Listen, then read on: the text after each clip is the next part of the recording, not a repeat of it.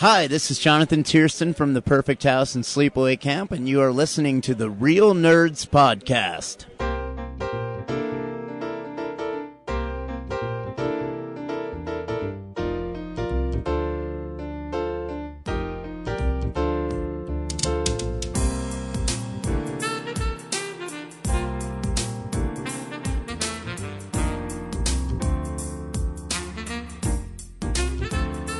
Welcome to Real Nerds Podcast, unofficially the official podcast of Denver Comic Con 2014 and beyond.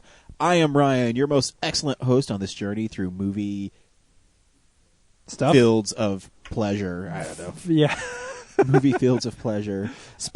Movie space. I have two gentlemen sitting in front of me. Introduce yourselves to these fine folks listening, guys. James. I'm Brad. How's everything going, guys? Good.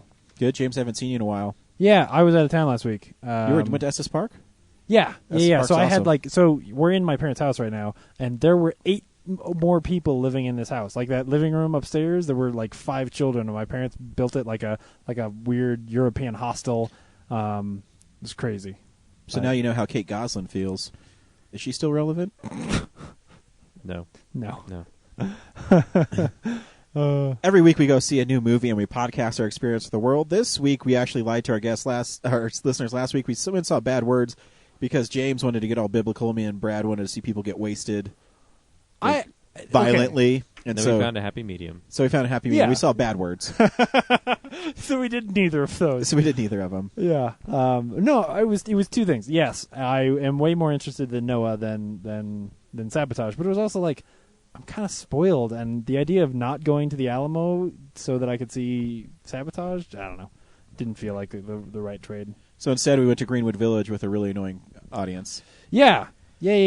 So yeah, we didn't get none of us got what we wanted. Nope. This is Well, we how- did get free how we popcorn compromise. though. That's so great about the Yeah. Greenwood Village. And It their is free popcorn's not bad. No, popcorn's pretty Unlimited good. popcorn, too. Well, Yeah, does it keep really going matter? Because I can't. Once I eat a whole bag of popcorn, I'm just like, oh my god, I feel like You garbage. guys, I'm a jerk. I should have brought some home to my wife. Oh, Filled you're it right. up on the way out. Oh, You're you're a the terrible worst. husband. Oh I my know, gosh, she should horrible. divorce you right now.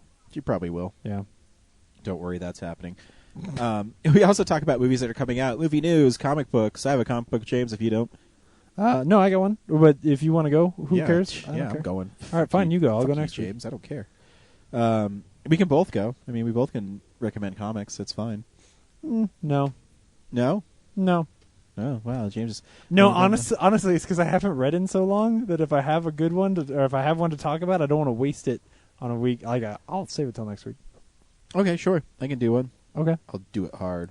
There's a Whoa. comic that came out a day ago. Oh, yeah? What else do we do? Movie news and Said that. DVDs and Box office numbers? stats and movie news. And Fan mail. fan mail. And then eventually we review the movie that we're talking about yeah, this week. I don't think we have fan mail this week. Nobody likes us. Nah, nobody ever does.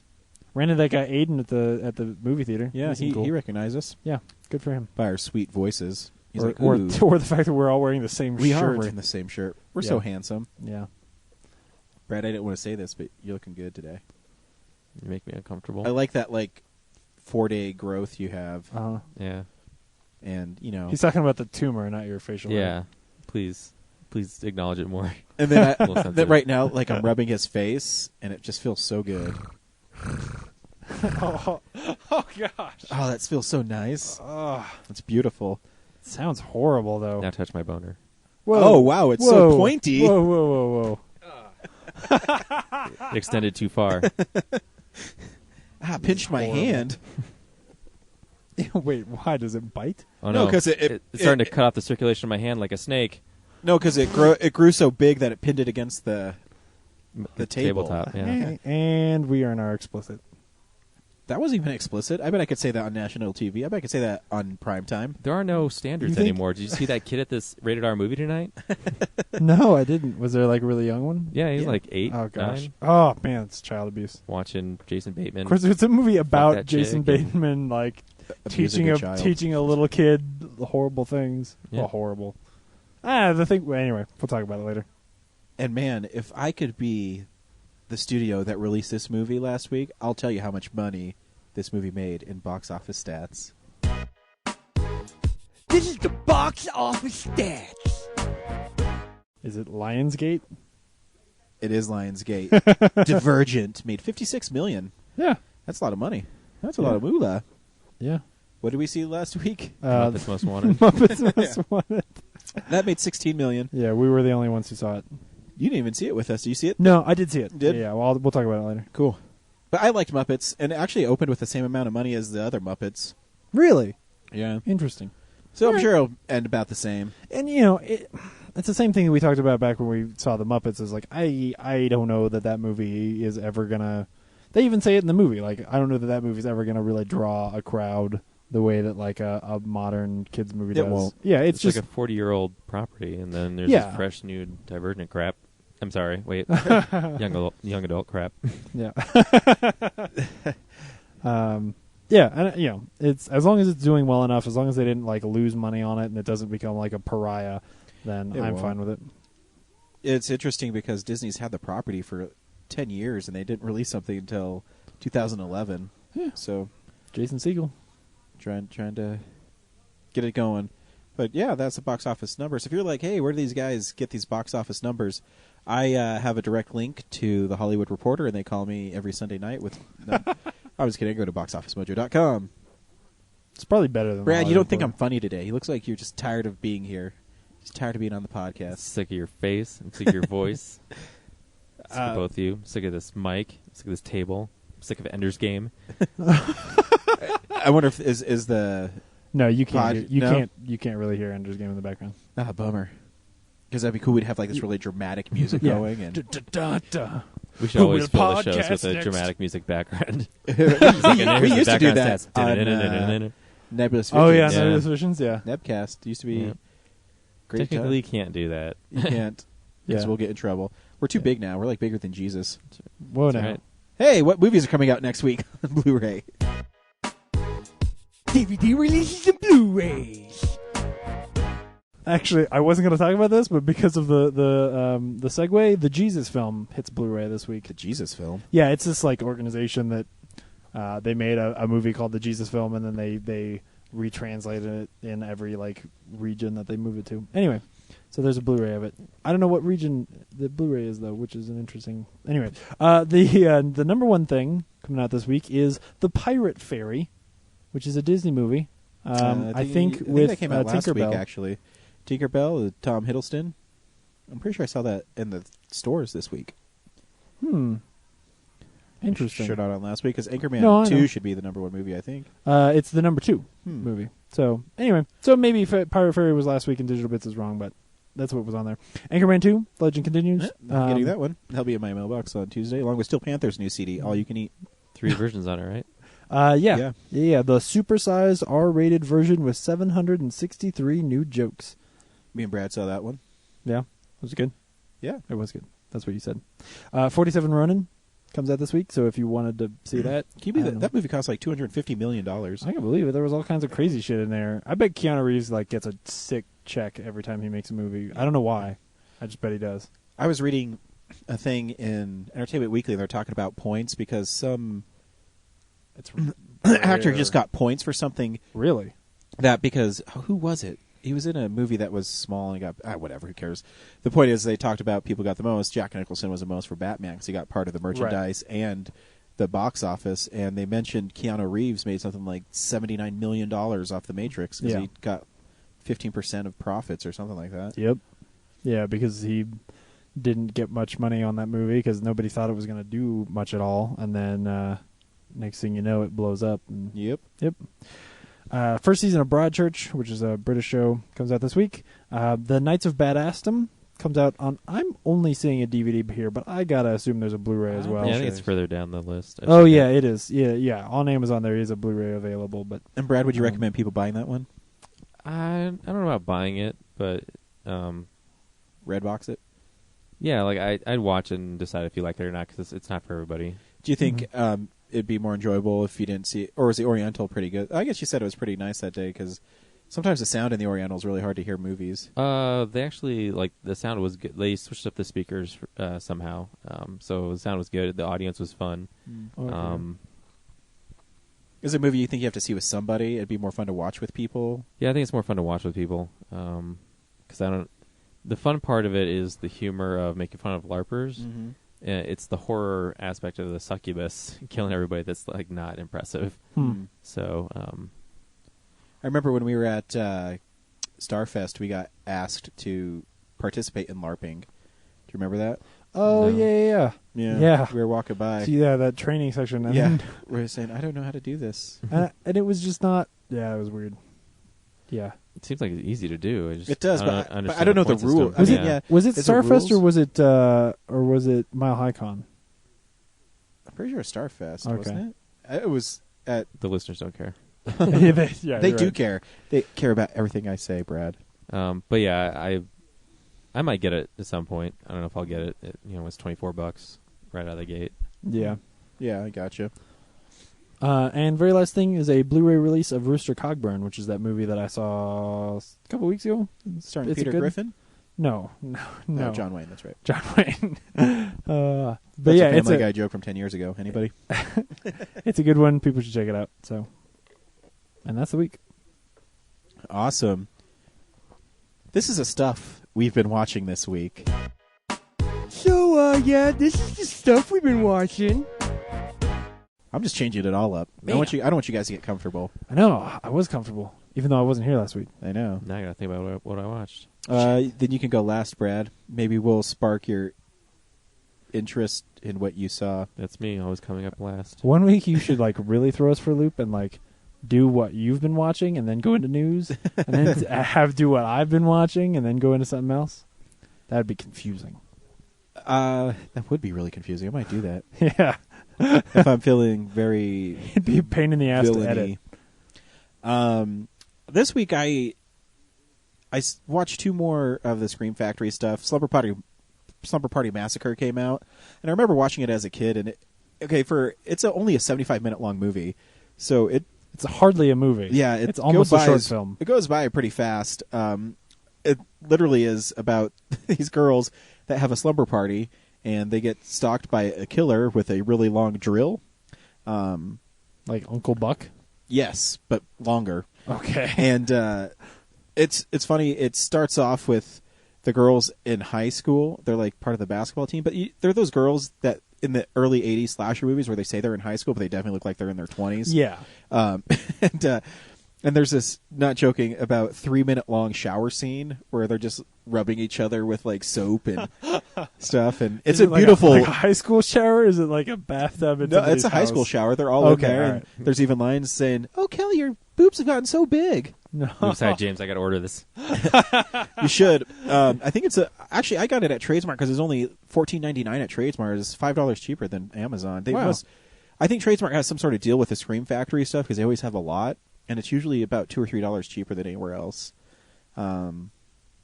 So that one's a fun one, and they have a commentary and a making of, and the Blu-ray looks really good because they have a special feature on there that was on it had been on some DVD, and they're showing like clips from the movie on this standard definition, and it was really bad, but the Blu-ray cleaned it up nicely. It looks really good, so it's fun to watch. If you like cheesy 80s slasher movies, and you'll like it. I mean, there's some dorky things in it, but that's why we like them. If you like 80s slashers, and this other one I watched was Body Bags. It's a John Carpenter movie that he actually made for Showtime, which they were trying to capitalize on the Tales from the Crypt phenomenon that was going on HBO. So it's like an anthology. It's an anthology, and they were thinking about making it a series. And it's fun. There's 3 stories. The first one's called Gas Station, and it's directed by Carpenter. And it's a serial killer stalking a girl who's on a secluded gas station. What makes this one really cool is it has directors like Wes Craven, Tobe Hooper, and Sam Raimi in it. Sam Raimi plays Employee of the Month, and his only scene is he's dead. But it's kind of fun to see Wes Craven and all those guys in the movie. But it's not directed. It's all directed by John Carpenter. No, but those 'cause- guys are just in the movies. Yeah. John Yeah. Carpenter directs the first 2, and then Tobe Hooper directs the last one. Okay. So that one's just your basic kind of slasher fare. Cool. Of course, John Carpenter knows how to direct that, so it's kind of interesting, and it's really slow moving until about the maybe last 10 minutes of it. The second one's called Hair, and it's starring Stacy Keach, and he's a guy who's concerned about going bald, so he goes to like a Bosley Hair's Club for Men or whatever it's called. Yeah. And he gets new hair, and he gets the stallion, and he wakes up and his hair is really long, and it's really like corny and funny, and it's directed by Carpenter as well. I won't spoil it what it really is. Oh man. But I guess I could. It's like, I think the movie was made in like 89. But, and then the last one is actually, I think, the best one. It's directed by Tobe Hooper. It stars Mark Hamill as a minor league baseball player. Wow. And he's having a great year, and he's about to get called up to the major league, and on his way home he gets in a car accident, and he gets a piece of glass stuck in his eye, so he loses his eye, so he can't play baseball. His doctor says, I have a friend who has a controversial procedure where they implant a new eye in you, and this eye gets implanted in him, and it's from a serial, like a killer. Yeah. And so Mark Hamill starts having hallucinations about being the killer, and then the killer starts taking over his body, and Mark Hamill's really good in this. And it's really weird because even the first one by Carpenter, even though it's a slasher, there's still some kind of like goofy things in it. You know, you can't take it too Yeah. seriously. The second one's just odd, and this one's super dark, and it's Mark Hamill. He has this great scene where he's reciting passages from the Bible as Mark Hamill and as a serial killer. And so he's switching characters like mid-sentence, and it's really good. That's cool.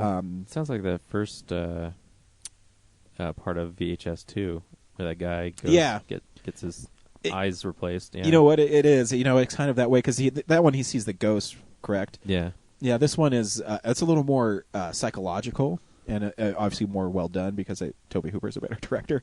Isn't there also a Jessica Alba movie called is. The Eye? There is. It's like the exact same plot. Probably. Yeah. Though I don't think she I don't think she goes crazy and turns into a serial killer. I think she like sees ghosts or some shit. But it's kind of an unsettling little short too because Mark Hamill attacks his wife in it, and it's a departure for him. And if you want to see Body Bags, I definitely see it for that. John Carpenter plays this dead guy in a morgue who is your host, like the Crypt Keeper, but he's not as good. Yeah. And he's having fun with it, and you can tell he's having fun, but he's just not quite an actor. Yeah. But it's all right. And the last things I watched, I finished my Jason Statham marathon, I guess. I don't know what you'd call it. Yeah. So this week I rewatched The Mechanic, which I actually enjoyed a lot more from the first time I saw it. It's a little darker than some of the stuff he does. Of course, he still plays like the the anti-hero hitman. Ben Foster is great in it. Donald Sutherland is great in it. And it's cool. There's some things. You guys have all seen The Mechanic, right? Nope. No. Then I won't spoil it. But there's parts in it where there's something revealed, and Jason Statham's figured it out. But then about 10 minutes later, they added a scene where it's just in case the audience didn't get it. That here's a little hint, just in to case. really drive it home. Even if you don't know that Jason Statham totally sold it by his looks, and it's just over. I hate stuff like that because it's really distracting to me. I don't want to say I'm the smartest moviegoer, but I don't think you have to be a smart moviegoer to see what happened and realize that Jason Statham's characters figured this out. Would you say that they were underestimating Jason Statham's ability to act in a way? Yeah, That's what it sounds like. Which is really odd because as I've gone through his movies, the movies where he's not playing I need to know if you went Hawaii guy, he's actually not a bad actor. And no. And it goes to the second one. Andrew from Colorado Coins, Cars, and Comics let me borrow this movie called London, and it stars Chris Evans, Jessica Biel, and Jason Statham, which is reuniting them from Cellular. They're all in Cellular. And in it, Chris Evans plays a guy who lost Jessica Biel, whose name is London, and Chris Evans has a really bad drug problem, and Jason Statham deals him drugs, and they go to this party, and 90% of this movie takes place in this bathroom, where Jason Statham and Chris Evans just have these monologues talking about where they messed up in their lives, and it's actually better than I thought it would be, because it's a chance to see Jason Statham act and see Chris Evans act.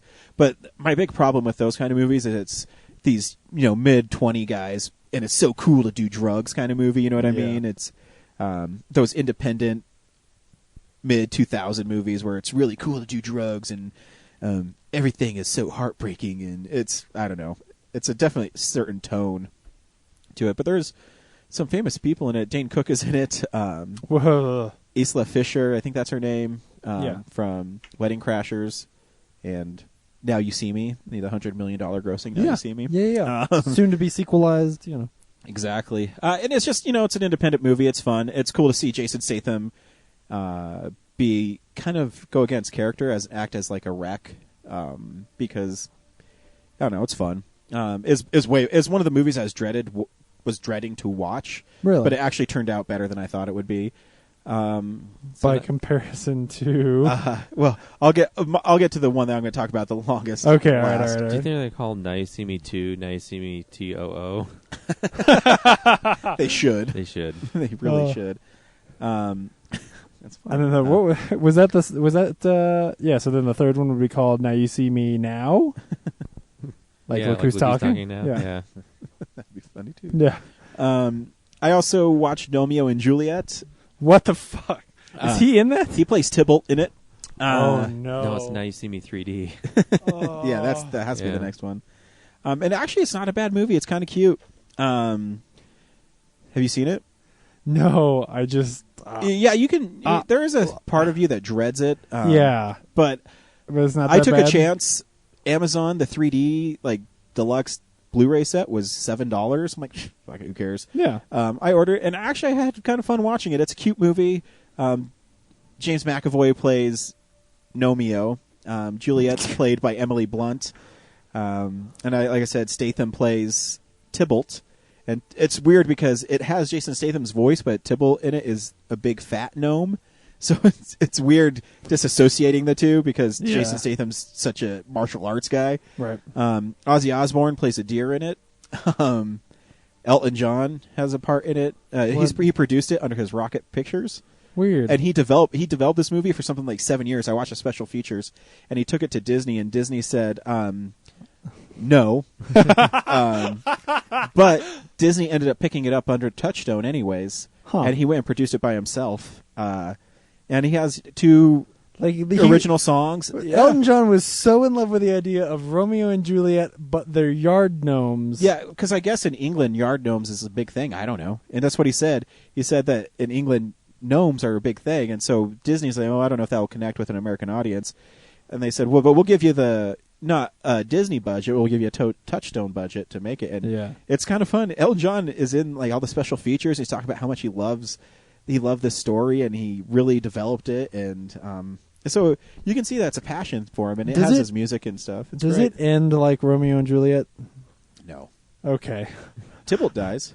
Well, yeah, but who gives a shit about Tybalt? Well, he dies, and then at the end, he's all glued back together and dancing. Oh, see, there you go. That's an easy way to get around. Yeah. Because it got pretty heavy at one point where, if you know the story of Romeo and Juliet, Mercutio and stuff, and Tybalt. Do they, in this one, is there like a sex scene? No. Do you see a little nip? Like in the old one? No, I'm sorry. Okay. Sorry to disappoint. No, I was just saying, Gnome nip for you. We're the worst. But it's a cute story. I mean, if you have kids over or something, put it in, they'll love it. Yeah, see, that sort of changes my point of view on it, because I saw it and thought, like, oh my gosh, this is... Yeah. You clearly put no thought into this at all. Like, somebody said Romeo and Juliet, and that was the entire thought process behind the movie. That's what it felt like. Well, yeah, you're right. And, I mean, they even have how Romeo and Tybalt become rivals as they have lawnmower races. And it's like, it's just cute. Right. And then, when everything goes to hell because they think Romeo dies, they purchase, I forget the name, it's like the Terminator 3000 lawnmower, and the voice on the commercial is Hulk Hogan. He's like, you need this, brother. It's fun. I mean, there's lots worse movies out there. Yeah. Like the next movie I watch is called In the Name of the King, yes! a dungeon siege tale. Yeah. First of all, I don't know. It's a movie based on a video game where the main character doesn't have a name. His name's Farmer in the movie. His name is Farmer. Yeah. Because you can't give the character a name. And there's parts where Claire Forlani, what the fuck? Oh, Claire Forlani's in that movie? Oh, yeah. Man. There's movies where characters have names like that, like Driver. Yeah, Drive. that's fine. Yeah, but the counselor. But that's cool. But does the farmer's wife say, Farmer? Right. It's real obvious that the farmer's name is Farmer. But here's the thing that I don't get about this movie. And he's a farmer. Yeah, he's a farmer. Yeah. And his name is his job. But yeah, his name have you seen it? Yeah. Oh, I saw it in theaters. Oh, jeez, you're one of those 7. So, but I was with the other 6 people. Yeah. Claire Ferrani tells a story about how her husband, farmer, to her son named Son of Farmer, Little Farmer, Farmer Jr. No, Little Farmer, Lil apostrophe Lil Farmer. How that wasn't always his name. He came from this place, and his name used to be this. And now that he farms land, his name's now Farmer. This is not an exaggeration. And here's the other Maybe thing. they're in the witness protection program. So Jason Statham has an Basically. English accent, correct? Yeah.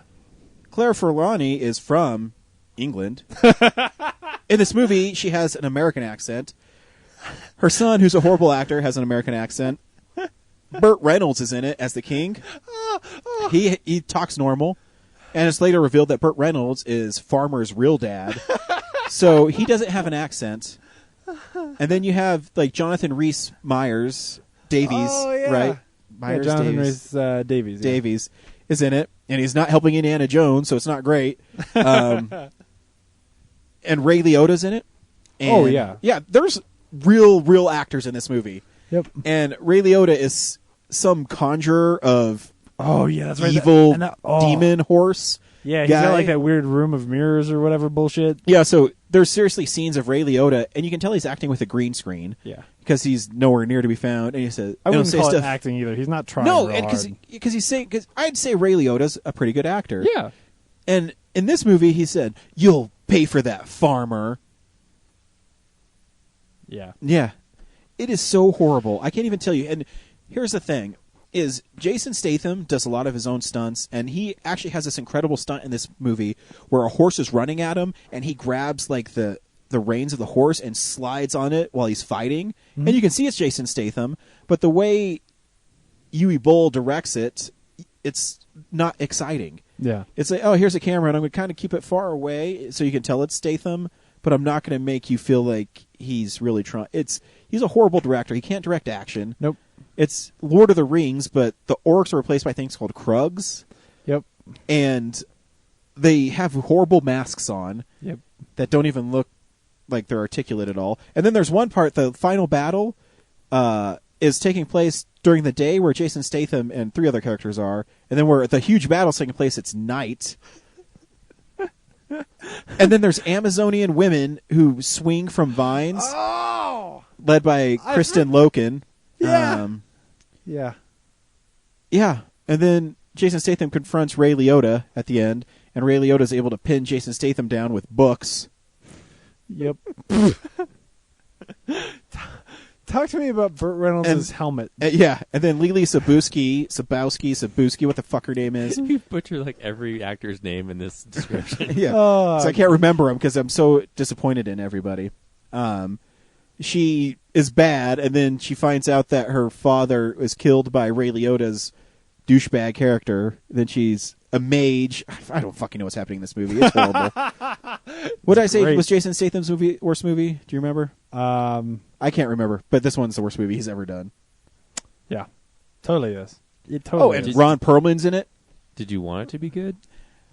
No, I knew it wasn't going to be good, but you have this weird because you see Ron Perlman, Jason Statham. You just can't believe it's this bad. Yeah. Because, like, the costumes, the reason I keep going back to Burt Reynolds' helmet is because the costumes all feel like, well, they're all clearly stolen from the sets of other movies. I don't even mean, like, borrowed, like that movie was done. I mean, like, they like, pillaged that studio. They found, like, the Braveheart backlot. Oh, yeah. But only the stuff for the extras, not actually any of the, like, hero costumes. So they've got Burt Reynolds in his helmet that clearly doesn't even fit his head. So, like, the eye holes are up on his forehead, and, like, it closes, and then his chin's coming at the bottom. Like, he looks ridiculous. He does, and then he's trying to swing a sword. It's just horrible. Oh, and I forgot the worst part. Matthew Lillard, who has some sort of English accent in it, and he's the nephew of Burt Reynolds, because Burt Reynolds doesn't have any offspring. So because he's his nephew, if Burt Reynolds dies, then Matthew Lillard becomes the king. And That's right. And so he's trying to kill him this whole time. And then no one knows what Burt Reynolds dies. Spoilers, guys. And he's about to be killed by the badass knight, but then he can't kill him because you can't kill the king.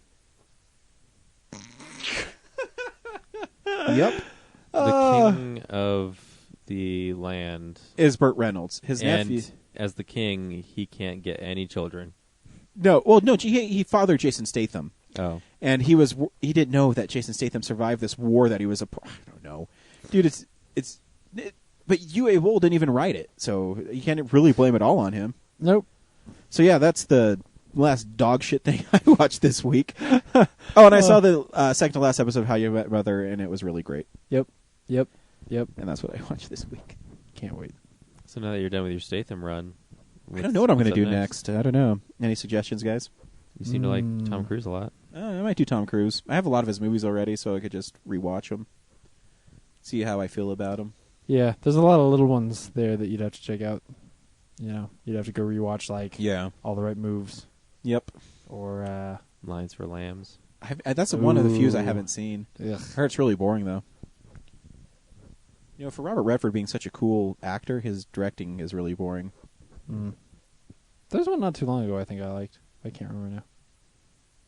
Oh man, sorry. I'm scrolling through pictures from In the Name of the King, and they're all just the worst. Brad, what'd you watch this week?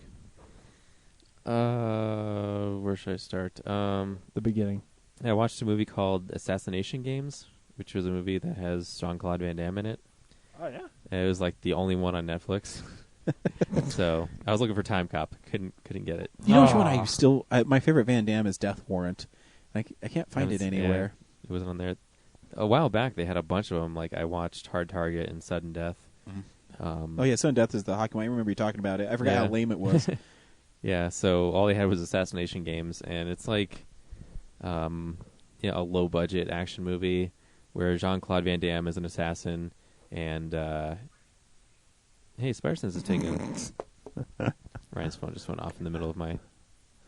It's okay. The podcast couldn't hear it. So yeah, Jean-Claude Van Damme is an assassin, and he leads a quiet life while there's this other guy who his wife/girlfriend, not really clear, Squeeze gets assaulted by some gangster, and I'm not sure. He pretty brutally beats her, and maybe rapes her. I don't know. I wasn't paying too close attention, but they somehow get away from it, and she's not she's catatonic, and he's brooding, and he's plotting his revenge against this gangster guy who just goes about his business. And then that gangster guy gets a hit put on him, so Jean-Claude Van Damme gets called up to kill him. And so simultaneously, these two guys are trying to kill this guy. And as they collide in their efforts, they kill the gangster guy's brother on accident. No. And so then that guy is after him. And meanwhile, at the same time, in Jean-Claude Van Damme's apartment building, which he has like a secret lair, he has like a shitty apartment, and then you turn the spigot on his sink. He's Batman. Are you serious? And then he has this beautiful apartment with like a piano and a little turtle he keeps as a pet. So meanwhile, he's trying to enjoy the comforts of his solitary life. This couple moves in next door. Well, it's a guy and his prostitute. He's the pimp, prostitute thing. He's beating her, so he has to come over and get him to back off. And then she has nowhere to go, so she has to stay with him. And she stumbles onto the lair, and she teaches him how to get the turtle to do stuff because she has turtle tricks. Like rub his shell. Wait, whoa. Wait. Turtle trick? Okay, what part did I miss about the turtle? I missed it too, because I didn't know he was trying to train it, but apparently he was. So, yeah. What kind of tricks she strokes his back, and he goes, how did you do that? Yeah. So she how teaches did she him. stroke it? What does the turtle do? I guess he moves more. Moves faster. Acknowledges that he's there. I don't know what he's trying to do, but anyway, this impresses him, and he lets her stay. And unfortunately, that leads to her death.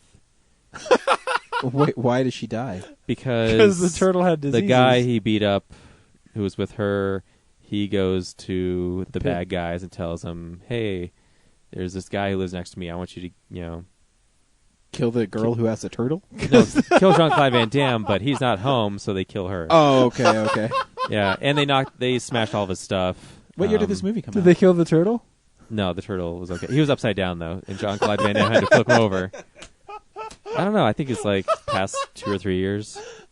Why do you think Straight to Jean-Claude video, Van for sure. Damme's career is no longer viable? Because he can't do, crazy, physical action. He's probably got arthritis. Well, I mean, he could do that truck stunt, but Yeah, he had a net for that. and I don't know. I think that the In this movie, he does nothing physical. He just shoots things.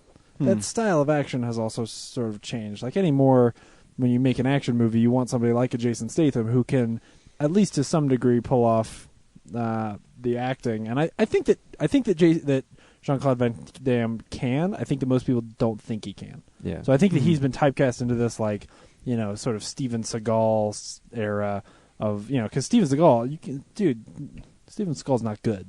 Like he's not. What? Yeah, and so I think that people just bunch all those guys together and go, well, we don't want to see those movies anymore. So, Anyways, sorry, didn't mean to interrupt your movie. go back to so the turtle's turned over. Yeah. And he flips the turtle back over. And the other guy who they had the same target, they eventually run into each other and team up to kill this gangster guy. And there's a whole other level of government officials who are corrupt that the gangster guy works for. So they basically waste everybody. The end. Yeah. In the end, is he allowed to move into an apartment where he doesn't have to hide that he has enough money to have a nice apartment? I don't remember. I think he just fades away. It's more about the other guy more than Jean-Claude Van Damme. He's not really the focus of the movie. Huh. But Jean-Claude Van Damme turns him in at one point in order to it's just business. It's what I do. I work for other people, and then he realizes that those guys were going to double cross him anyway, so he goes and rescues him. It's sorry I turned you in and stuff. Let's go kill him. Yeah, there's this middleman that he gets diamonds from to fund his amazing apartment in France. It's called Turtle Games? What's it called? Assassination Games. Assassination Games, okay. So there's that, and then the other thing I watched was Escape from L.A., Oh, nice. which How about that surfing scene? it was I watched the first 15 minutes of it, shut it off for a day, and then came back to it, and I don't remember that scene. And the rest of it was now he's there to go get the president's daughter, and then he runs into some other people and Steve Buscemi, and there's a parade, and he's just shooting at stuff, and they're shooting back at him, and then the president's daughter doesn't want to go because she's in love with the opposition guy who's taken over L.A. that's floated out into the Pacific Ocean. It just wasn't interesting at all to me, and the special effects were pretty bad. I've never seen L.A. I've seen New York, but I've never seen L.A. Is it not worth checking out at all, really? I haven't seen New York, so I can't compare it. But really? just as a standalone movie, I was pretty bored. Oh, dude. Like LA I said, is, New I tuned in and York's out. more of an action movie. Yeah, I like- LA is not that good. This is New York is of its time, but I still like it. I like New York. early on, he gets into this sub that's completely CGI that they send from mainland out to the LA island. Yeah. It's so clearly 90s CGI. The bummer is it seems like Carpenter's kind of lost his touch directing. His last good movie I couldn't even tell you. Yeah, man. I don't even know what his last movie is at all. He made Well, good one one. direct to video called it's a little bit. It's called The Ward. It's a horror movie. It wasn't that good. In fact, it wasn't very good that I saw it, and I forgot to talk about it on the podcast. Wow. So, Man. But yeah, it doesn't. I don't know what it's supposed to do other than be it's so by the numbers, and there's just nothing interesting going on at all. And you'd think Snake Plissken would be hip to the fact that if someone scratched him, is probably intentional, and he's probably gonna need the antidote pretty soon. I don't know. You know what it was? It was Escape from L.A. Because it was Escape from L.A. and then Vampires, and then that was not bad actually. I haven't seen Vampires, but it goes to Ghosts of Mars, Then jeez. he did 2 episodes of Masters of Horror, and then The Ward, and that's all he's directed. So, Actually, like, Ghost of Mars might be Statham's. No, In the Name of King's worse than Ghost of Mars, I think. yeah, probably. They're really close. Yeah, because it's like In the Mouth of Madness, Village It's of the great. Oh, Damned, that's a great movie. and then Maybe In the Mouth of Escape Madness from is his LA. last great movie. Mhm. yeah, probably right after Body Bags. Mm. Funny. Anyway, And then I'm pretty much almost done with Family Ties. That's right. Which has been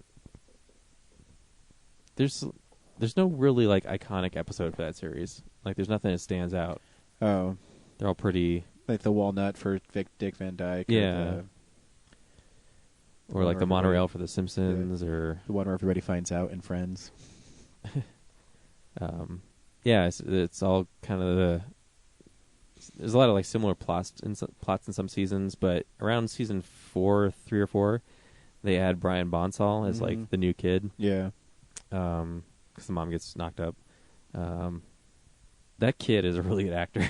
Is he? Yeah, it's amazing what they get him to say, like as a really, as a 2-year-old, 3-year-old, Mhm. and it comes off as like an adult conversation. Like he's pretty amazing, and like it's not like, oh, I'm just saying it. Like he's actually reacting. It's pretty impressive. So So what? I think I asked you this last week, but I don't remember the answer. Why do you think it's so endearing? Why do people like it so much? Do you think? I don't know if people like it as much now, but like back in the day, I think it was just kind of The theme song. the theme song. Michael J. Fox was more popular, and is probably just like safe family entertainment. So, like, there's 1 or 2 edgier storylines, like the one I told you a couple weeks ago. But yeah, I'm in season 7 right now. No, 6, end of season 6, and like there's nothing that stood out to me that's like, oh, yeah, that's a really great idea or interesting idea. So, yeah, I think that's it. I watched part of The Wizard of Oz. It's a long movie. Is it? No, I actually, I think it's only an hour and 40 minutes. I've seen it before, but Yeah. I heard on I think Hollywood Babylon or something, that the Scarecrow carries a gun. And it's What? like, they make it seem like in the podcast that it's like this, like, oh, he turns and you can see like a gun in his holster, and it's like a split-second thing. It's pretty blatant. It's like the whole Really? scene, he's like waving this gun Really? around. So I don't know why it's so special. huh? And then I tried to look online, and I was like, maybe it's like they digitally took it out of the Blu-ray thing? That's why people don't, because it's on my DVD from like 2004 or something. So I can imagine them taking it out for the Blu-ray, but yeah, he's holding the silver revolver. Yeah, he totally is. I don't remember that at all. Yeah, they got a picture of it. Yeah. You should Yeah. just shoot the Wicked Witch. Yeah, that's weird. How would I? How have I? Oh, well, because I don't watch that movie that often. But cool. Is that it? Yep. Cool. I News? went and saw. I went and saw the Muppets with some family, and I like that movie. I thought it was pretty fun. It's it's funny because I think the best thing about the movie is actually the opening song about how sequels are not as good as the originals, and a whole lot of cameos, really great moments. But I feel like where the first one was very sentimental and heartfelt, this one they try to put a nice little story about family and all that in there, but it just doesn't ring as true as the other ones do. But still really funny. I love Constantine. Yeah. I love his Oh, yeah. disco song. Yes. Oh yeah. That's the thing. So there's a couple times where a song will start and I'm like, ooh, I don't know that I want this song. Like, and his was one of them where he started singing. I was like, I don't want Constantine to sing a song, and then he sings that song, and that's maybe my second favorite song in the movie. Because all the things when he just starts to get into like, you wanted this, I give it to you, like that whole bit. This is great. Yeah. Tina Fey. I've never been a big Tina Fey fan. Her character is the most wasted thing. Really? And I think, yeah. You got to get past your bias. I like- just like your David O. Russell bias. I like the whole thing in the jail, but like her song to me would just really fell flat. I just didn't think it was that funny. But yeah, I enjoyed it. So What do you mean Walter quit? We just spent a whole movie trying to make him one of us. Yeah. At And the I expense of other Muppets. Yes, I was just going to say is that I Like love Rizzo and that Robin. Rizzo is in there for 1 second to address the fact that he's not in the last one, and then he's only in there for 1 second because he's like one I of think my he's in it a favorite couple ones. times. Is I think he? he's at the beginning too. I don't think he's in it until Yeah. that scene. No, he's in it, but I remember seeing him. Like, Oh, there's okay. Rizzo the Rat.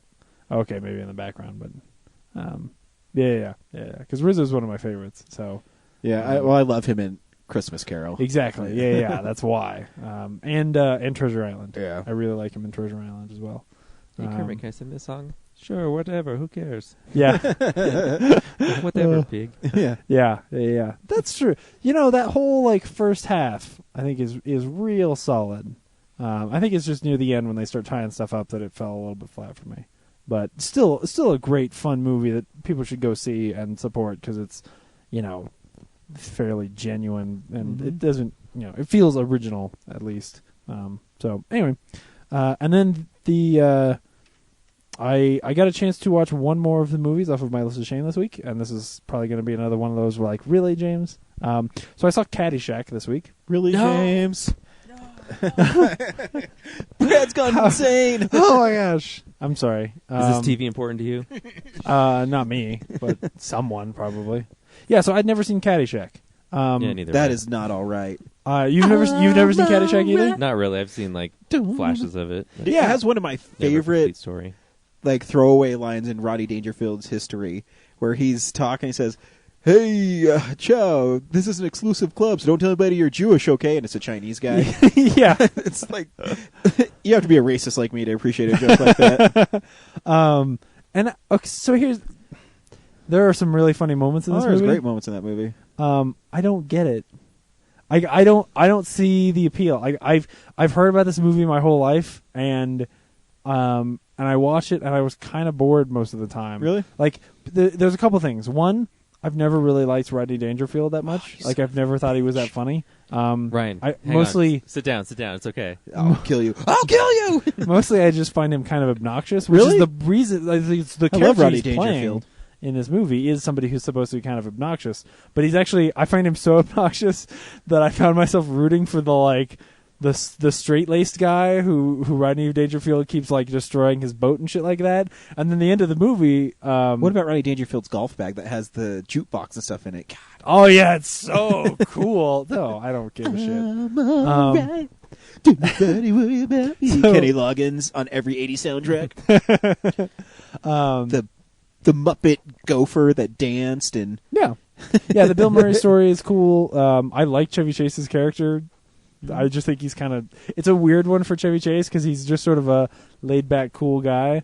Sometimes he'll talk. we all and know he's a dick in real life. Is that what you're trying to say? No. I mean, like usually he's like this sort of slapsticky kind of buffoon, and he's got a I love couple Fletch. of buffoon moments in there, but like it's not the same. He's supposed to be sort of the cool guy. But it's really just the main couple characters that that main kid that I don't give a shit about. I just don't give a shit about him. I don't relate to him at all. I don't find him funny. I just don't give a shit about him. So it's like a teen drama sort of thing that he keeps running into wacky characters, and those characters can be funny, but there's nothing that ties it together in a way that makes me like, oh man, that's really a great movie. So I don't know. It's fun. Yeah, it's not bad. I just because I've had people before when I told them like, oh, I've never seen Caddyshack, and they'd be like, well, how do you even have a sense of humor if you've never seen Caddyshack? And so yeah, now that I've seen it, I don't get it. Yeah, I mean, But- it's one of those movies. I do like Rodney Dangerfield. In fact, I have Right. all three of his stand-up comedy albums. Yeah, But I do think it's funny. I don't think it's as great as everyone else thinks it is. yeah. But there's moments in it that I love. I do love. That's one of my favorite lines ever in any movie. And there's some goofy things. Bill Murray's really fun in it. I mean, but again, you're right. I mean, Bill Murray's whole arc is he's trying to sniff out that gopher. I mean, Yeah. it's really It's goofy. Yeah, it's just but goofy. That's okay. It's just yeah. I think he's the most like consistently always funny. Whereas a lot of the rest of it is this very dry humor that doesn't always pay off. I don't think, but except for Rodney Dangerfield, who's just like a whirlwind through the movie. It's weird. But yeah, that's what I watched. Cool. as well as the second to last episode of How I Met Your Mother, which was really good. It was really good. It's coming. Hey, it's time for real news, guys. It's real news.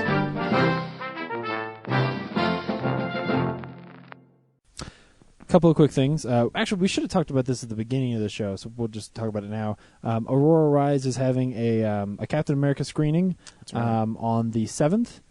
So by the time you hear this, you'll still have some time to get tickets and things like that. Go onto their website, buy tickets, go see Captain America with them. That'll be a fun time and support a good cause. Now, in news, I don't remember which things are from this week or the week before, so I'm going to burn through some quick things and we'll talk about the things that are actually worth talking about. Okay. Prometheus 2 is supposedly, it's got a new writer and is supposedly going to shoot later this year. That's crazy. Tucker and Dale vs. Evil is getting a sequel. Yay. There are rumors about there being a Community movie, which would be crazy ironic if they actually did 6 seasons of a movie and then ended it. I would love that, even if it meant that show were ended, but it's probably going to happen anyway. So, Kevin Smith is in talks to do a talk show on AMC. Saw that, yeah. When's he going to finish Clerks 3? Right. Or hit Clerks 3 somebody? already. Or hits, or hit somebody. Yeah, it's weird. I don't know that I think he'd be good at it as a talk show host. I think he'd be good at it. I don't think it's what I want from him, but what I want from him is more good movies. So, if that's not what he wants to do, then fine. I have this itch to do a Kevin Smith marathon because I pre-ordered Mallrats on Blu-ray. Oh yeah.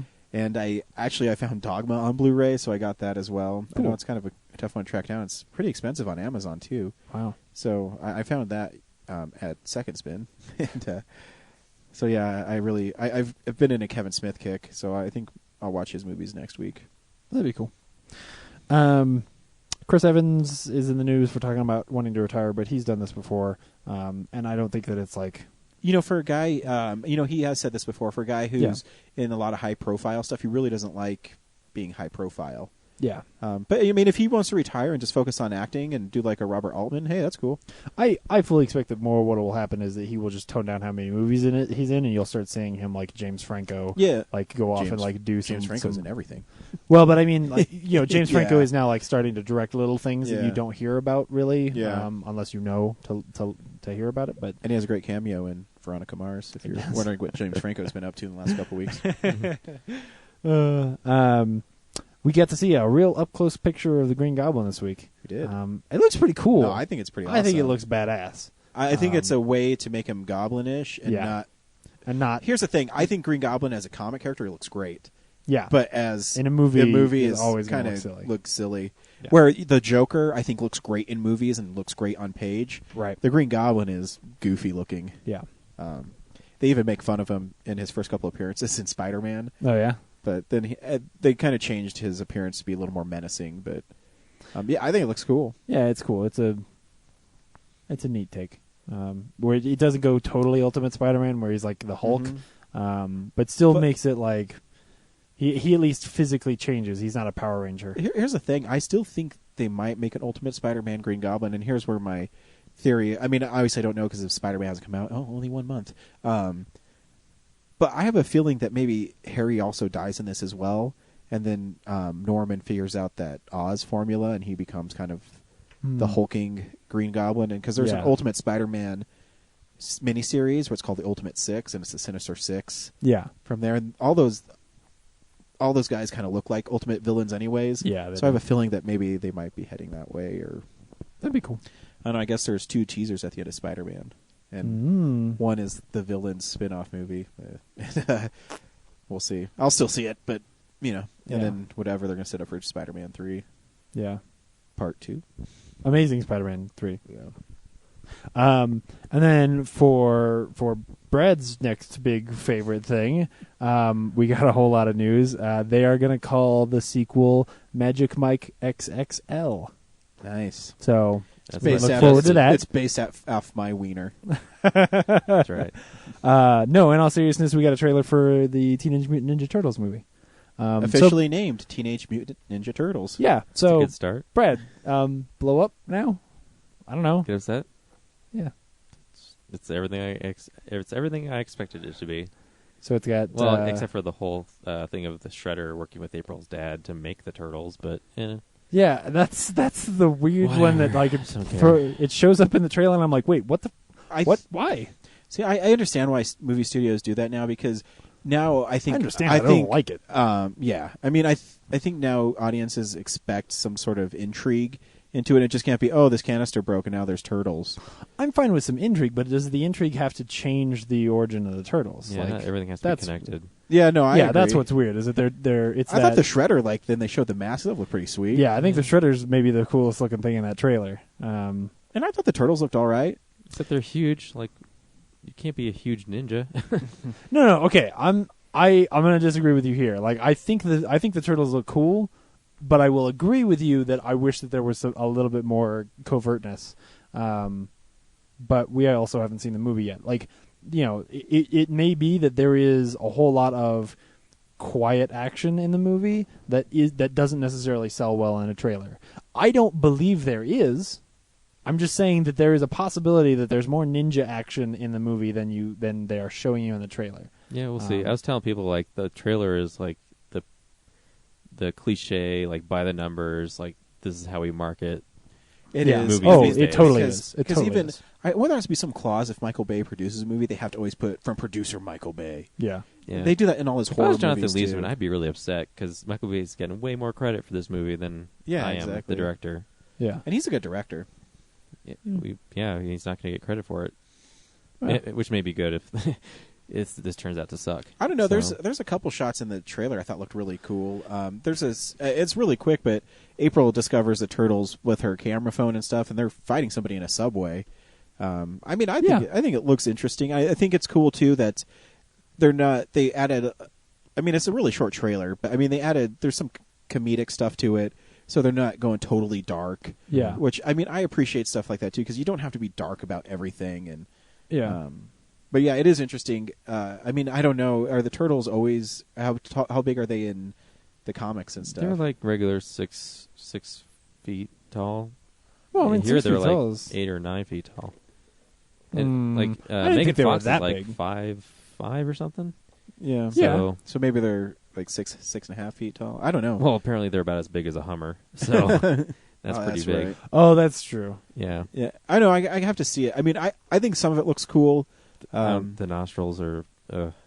It's like The some, nostrils. You don't understand the nostrils. it's like some executive like stepped in and said like, "Hey, people need to be more human so people can relate to them." Like Yeah. a 30-year-old property that's been successful over and over again like needs changes. Come on. Yeah. It was interesting too when they had Nickelodeon was part of the producing Yeah, factor. And I mean, I know they own them now, but it's kind of weird seeing. Yeah. Right. I'm used to seeing FHE. Does that mean that is the Blu-ray case going to be orange? Oh, that'd be sweet. You know, like Harriet the Spy. Yeah, it should The be old green. clamshell. I'm sure there's some No, Incredible no. Hulk. There's something else. Nickelodeon movies were orange. What I was hoping to see, Incredible Hulk is orange. like is maybe it will be in the movie. They're just like holding the cards close to the chest. Like because they're talking about the mutagen being of like alien origin. I'm hoping I'm seeing like they're not showing the Triceratons and the Utroms and the whole space battle that's going to emerge. I was like, Yeah, if you're going to no, do that's CGI not gonna turtles, happen. do something new and different, and do like in the comics, you know, that whole cosmic storyline. Because it says TCRI, so it's Techno Cosmic Research Institute. In the old movies, it was TGRI. Because they thought space would be weird. And they didn't have the budget for it. Yeah.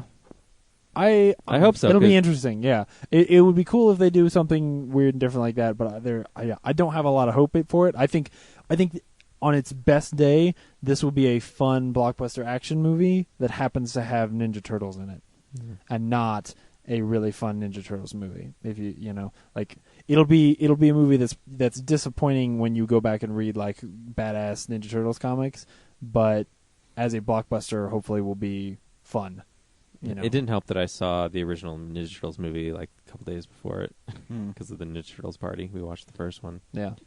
I haven't seen that movie in years. Does the first one still hold up really well?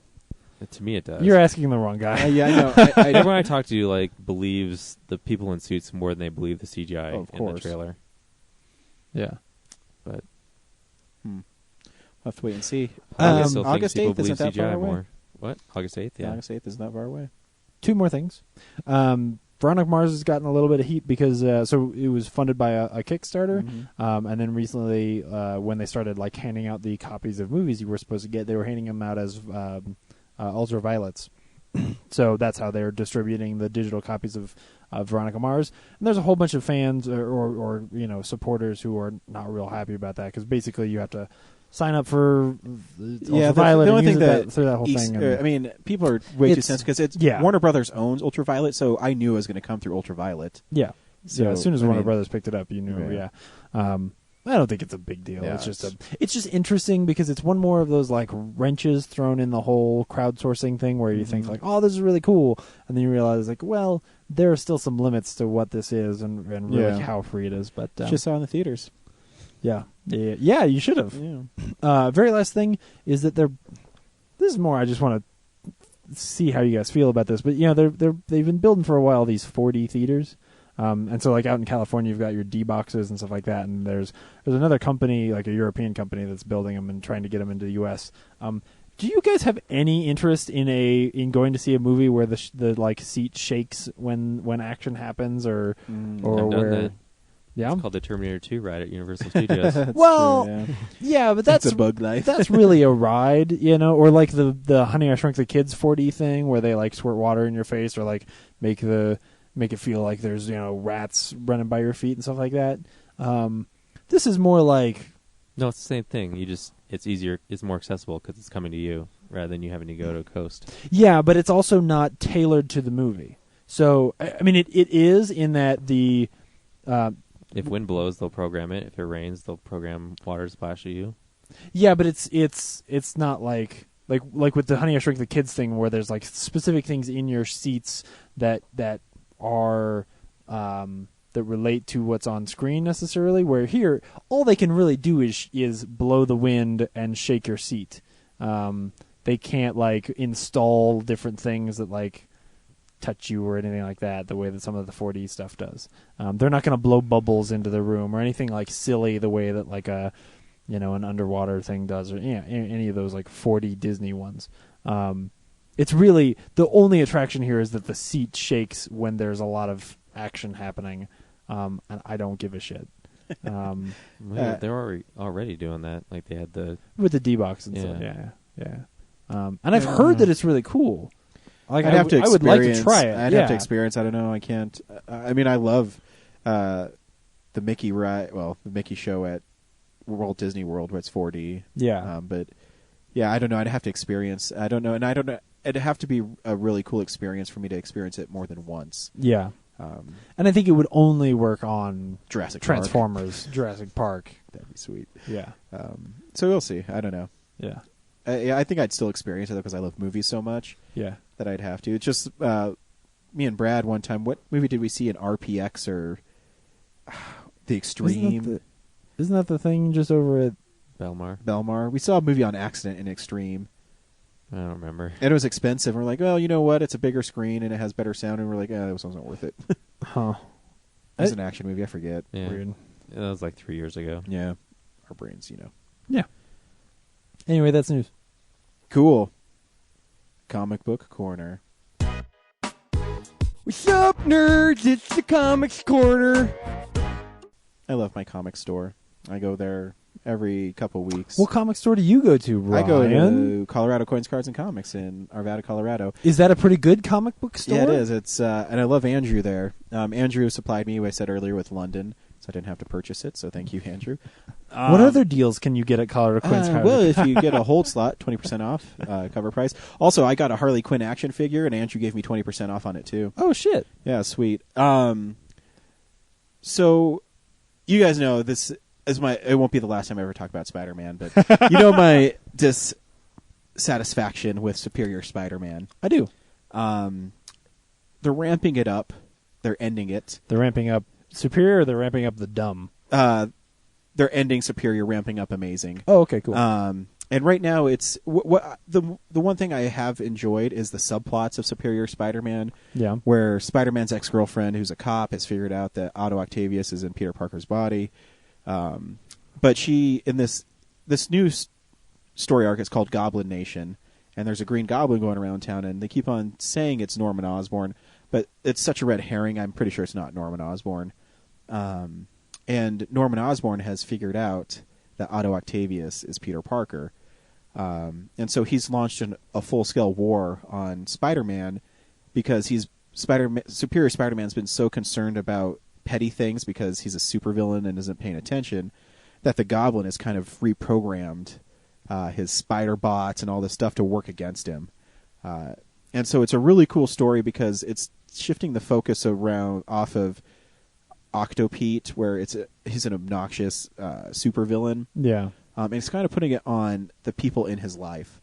And it's reached almost a conclusion in maybe the best Spider-Man comic I've read in 2-3 years. Wow. It starts off where the Green Goblin... J. Jonah Jameson actually sends out Spider Slayers to stop Spider-Man. And Liz Osborn is Harry Osborn's, was widow, but Harry Osborn is back, whatever. So Liz Osborn is in charge of Oscorp, and they design these Spider Slayers, and J. Jonah Jameson goes crazy, and he sends them out without them being done, and so they're going crazy in this thing, and Liz Osborn says, hey, we have nothing to do with this, and she goes away, and as she ends her conference call with the reporters, behind her she has a Green Goblin mask. So if she's the Green Goblin, I think it's pretty sweet because now she's attacking Octopeter. And this, the 2 issues before, Peter's subconscious came back. Like he was the ghost of Peter Parker came back. Right. And there's a great moment where Superior Spider-Man is overanalyzing how he's going to save people. And Pete tells him, he's like, you just save people. You don't think about it. You just go and save them. And there's this great 2-page of where Octavius realizes he'll never be Spider-Man. You can say he's smarter, you can say he's better, but he has this defeated, and he has this monologue about how he'll never be the Superior Spider-Man and how great Pete is. And he goes back to his lab and he puts on this helmet and he's like, I don't deserve to be Spider-Man. And he wipes Dr. Octopus out of existence. And Peter comes back at the end, and the last 2 pages is no dialogue. It's just him taking off the Superior Spider-Man suit and putting on the Amazing Spider-Man suit, and he's going to go get the Green Goblin. And to me, that's how that should have ended. Get rid of... It took 30 issues for Dan Slott to say what I've always been saying is, you can say you're superior all you want, but until you are Peter Parker, you never will be. Yeah. And it's a great story. The art in it is fantastic. It moves along really well. I love the Green Goblin subplot. If it's Liz Allen, that'd be awesome.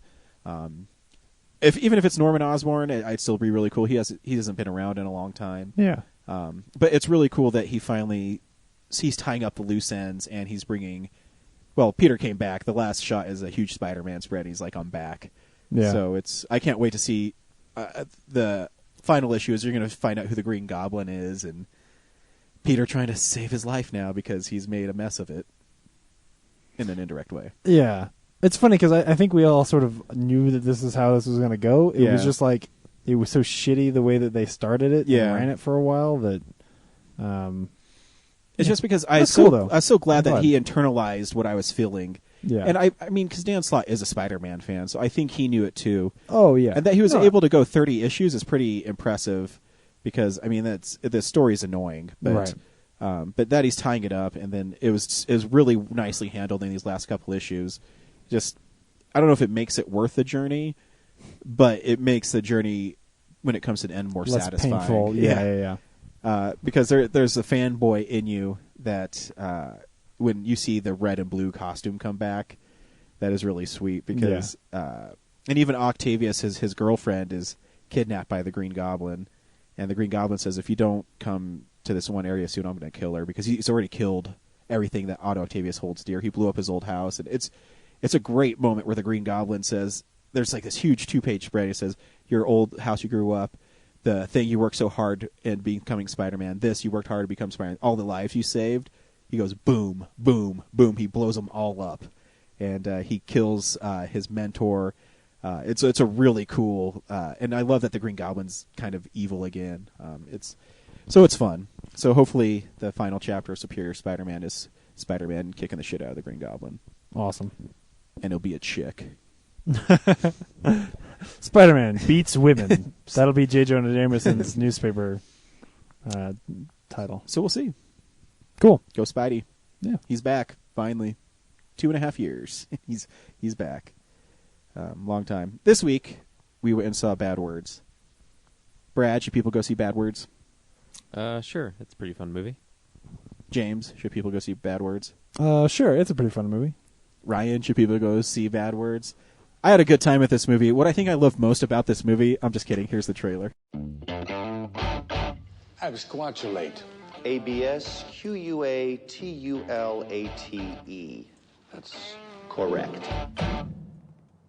Who's next? The spelling bee is meant for kids. Rule number 24, the speller must not have passed beyond the 8th grade on or before February 1st. You can see there, I have not passed the 8th grade. Not ever. Hi, I'm Chaitanya Chopra. What's her name? Spin it around. What was your winning word? It was autofellatio. I've never heard of that word. If you don't point that curry hole that way and sit your fucking ass down on that seat, I'm gonna tell the captain that your bag's ticking. Welcome, everyone, to the National Spelling Bee. Hey, God. Hey, Slumdog. What are you doing up on the stage, weirdo? Your chair called me for help. It's like, help me. It's so heavy. Why, at the age of 40, have you decided to annoy educators, parents, and children by forcing your way into a kid's spelling bee? Can I give you a little journalistic advice? I know you're not suggesting that I let you fuck me again. First of all, you're welcome. Oh, look who's here. I was wondering if you wanted to study together. Let's go for it. All right, so you don't have any friends. I bet you crush ass, though. You make up for it with the women? Nope. When I do get one, it's going to be a girl with nipples. They all have nipples, pal. No, they don't. They do. Hit it.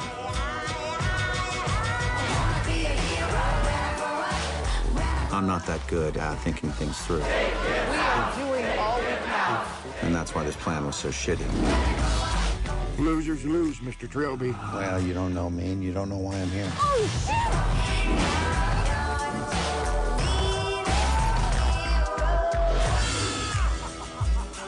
You're an asshole. That's a child. Yes. So why don't you take your potty mouth, go locate your preteen cocksucker son, and stuff him back up that old blown out sweat sock of a vagina and scoot off to whatever shit kicking town you came from. Want to get ice cream now? Fuck ice cream. How much to touch them? Let's go ask her. Marzipan! That was my dig at James. I know. I figured it out. I mean, the trailer, the Yeah. premise of the movie is that. It's just Jason Yeah. Bateman is a guy who never got past 8th grade, and he enters a spelling bee, and for his own reasons. And which is really interesting is that he never reveals why he's doing it. And he has some, you learn early on that he has some ulterior motives in doing so. And he's not a nice guy. It's kind of fun to see Jason Bateman play these kind of guys, because usually he plays the average guy who's kind of, down on his luck, and he's just the funny everyday guy. Yeah, he's often like a sort of a goofy straight man, sort of. Exactly. But to see him just have curse all the time and just be a horrible person was kind of a fun change. He befriends this little Indian kid. Well, I guess the Indian kid befriends him. He's very reluctantly doesn't want to be his friend. And it's just his going through the spelling bee finals and pissing people off. And it's an interesting movie. I had lots of fun watching it. I thought it was pretty good. Yeah, it's one of those where I think I was always entertained. I was always enjoying myself while watching it. I was never bored. But by the time it's over, I was like, okay. It just seems forgettable is harsh, but it doesn't pack a real punch. Because I wasn't like laughing my ass off. I wasn't like in tears or anything like that with like just how funny it was. It was just totally. It was a perfectly decent, even good execution of of the trailer. Yeah, it's there was never moments where you're like laughing out super hard, but they had a lot of chuckles in it. Yeah, oh yeah. Especially there's kind of and a lot I like of the characters throwaway lines where you didn't expect it to continue on. And it's sort of it's not dry humor sometimes, but it's like it's sort of quiet, like there's a lot of build up to things, like the ketchup on the girl's chair. That is a funny scene and a funny idea and really out there and horrible and I know, and the whole time awkward to watch. A piece of shit, dude. Yeah, like it's just hard to watch this guy do this to this young woman. And there's a lot of build up to it, and you don't always know. They hinted it earlier when he steals the packets and stuff like that. There's things like that where, like, maybe it's even just it's so awkward sometimes that like him having sex with the newspaper woman. That scene goes on forever, and it's funny, but it's not like crack up funny, Yeah, and the little boy in it with him is really cute. Here's a cool here's a cute little scene with those two interacting. And you don't have any friends. You sound like a real loser. I bet you crush ass, though, right? You make up for it with the women? No. No girlfriend for you? You can't find one little chicken tikka to get your shrimp tandoori all up in? Nope. When I do get one, it's going to be a girl with nipples. Is that right? Well, lucky for you, they all have nipples, pal. Every girl does not have nipples now. They do. No, they don't. Buddy, I promise you, they do. They don't. All right. I don't know how I missed that. You look at their shirts. On some you can see the little nipples poking through the shirts. And others, nothing. Oh, I see. I got it. Buddy, you're in bad shape. Yeah, he's probably the most fun part of that movie. Yeah, and what's spoilers? We're in the spoiler part. What's cool about it is you find out that he's doing the same thing that Jason Bateman's character is doing to everybody else. Yeah, but he's trying to do it to Jason Bateman's character to break down his defenses. Yeah, which actually Jason Bateman's character never really does. He kind of tries to be his friend, but I mean, at the end he's really not. Well, at the end he is, but yeah. But you still kind of knew it was going to go that way. Yeah. I didn't know at the end though that I had a feeling that Jason Bateman might purposely misspell a word in it. Yeah. But then the little boy did it as the well. way It was really cute. That whole end, like the fact that it's a spelling movie that ends with the like two people purposely spelling the words wrong. Like, yeah, that I really enjoyed that. Yeah. Brad, what did you enjoy about the movie? Good job, Brad. It was funny. I just enjoyed the banter and the stuff like them trying to misspell stuff at the end. Like, that was clever. The only thing I wasn't totally sold on is like his motivation was to get back at his dad. Yeah. Throughout this really elaborate and petulant act, but so that was kind of like, okay, I'll accept that, but it wasn't like that compelling to me. Yeah. It feels like if they had revealed that early on, it would have hurt the movie because it's just sort of a weak. What's the lady with the lady who was in charge of it again? Allison Janney. Yeah, her character is. Yeah, it seems like she's kind of wasted in that yeah, role. it's a waste of Allison Janney because Allison Janney is amazing. Yeah, and that's maybe my biggest issue with two it. chances to get him, and like they're kind of weak. Yeah. Exactly. Like I knew she would try to mix up the the word generator or whatever it is. And what was the first one? Oh, she just tried to give him a really long word. Like those were like obvious ways to defeat him. I thought that she'd go throughout the whole movie trying to stop him, and then she gets taken out like halfway through. Yeah. There's not a lot of things she can do to ruin him, but they could have thought of something. There's something I was thinking halfway through, like they could find their own technicality. I can't remember what I was thinking, but I had an idea. I don't know. I don't know what it was. And I guess too, I know he did it for the little boy and stuff. It was a little unsatisfying that he didn't, get his dad and stuff. It seemed like it just kind of ended. Yeah, I don't know that I buy his sort of transformation at the end. It's just not doesn't sell it as well as some movies of its ilk do. It was just like, oh, okay, this is the end of the movie now. Yeah, which is it's not bad. Like, but it just doesn't pack the punch that you want it to. He was so hurt by his father, but then all of a sudden he's gonna, whatever.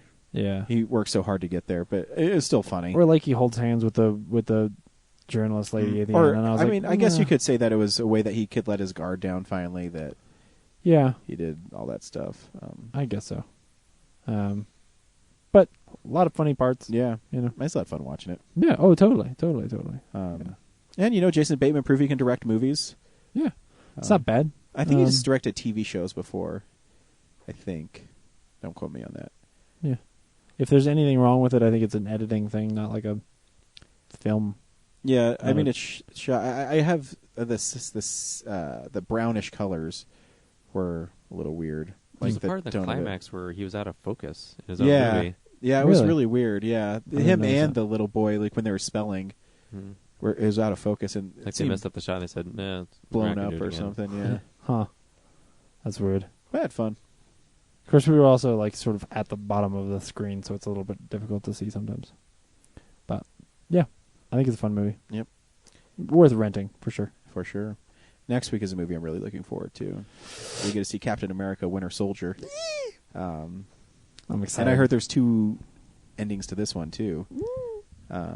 I've been catching up on, because I've had all that family in town. I'm behind on a lot of my shows, so I've been catching up on Agents of S.H.I.E.L.D. It's fun. Yeah. it's a fun show, and they got some things that they're hinting at here. I'm really excited to see. And you know what makes me excited for Cap is people are describing it as an espionage thriller, which sounds really cool. Yeah. And I was also reading that Robert Redford's actually in the whole movie, so It's not just like 2 scenes? Yes, it's not just 2 scenes, so it's kind of cool to see. I love that superhero movies have been legitimized now. Yeah. You know, it's now big actors want to be in them and not be cartoony. Yeah. You know, it's the Spider-Mans and the Dark Knights and stuff have really helped with that. So. Well, especially for this one, because Robert Redford probably read it and was like, "What is like a? There's all this thinking America's doing stuff and watching people. This is like Lions for Lambs right here. Oh man, I could do this movie." Yeah, so I'm excited. That's the first like really big movie of the year. Yeah. Besides Divergent, so. And Veronica Mars. Veronica Mars. Yeah. Cool. So Captain America next week. Yeah, no flip flopping on this one. No, I'm seeing Cap. In fact, as soon as I don't know when tickets will go on sale at Alamo. They're weird. Oh yeah, they are. But yeah, we should get them early. And we'll have some guests. Have some guests. Yeah. Be good times. Cool. Until next week, go America. Bye. Steve Rogers.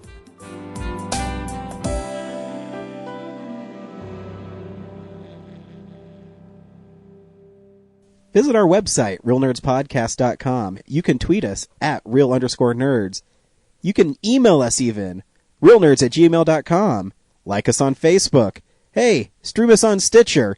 You want to call us? 720-6nerds5. And download us on iTunes. Just search Real Nerds. Thank you, Joe Kempter, for the wonderful voiceover. And also Spark Mandrill for the wonderful late-night jazz smooth sounds of movies. You can find them on SoundCloud.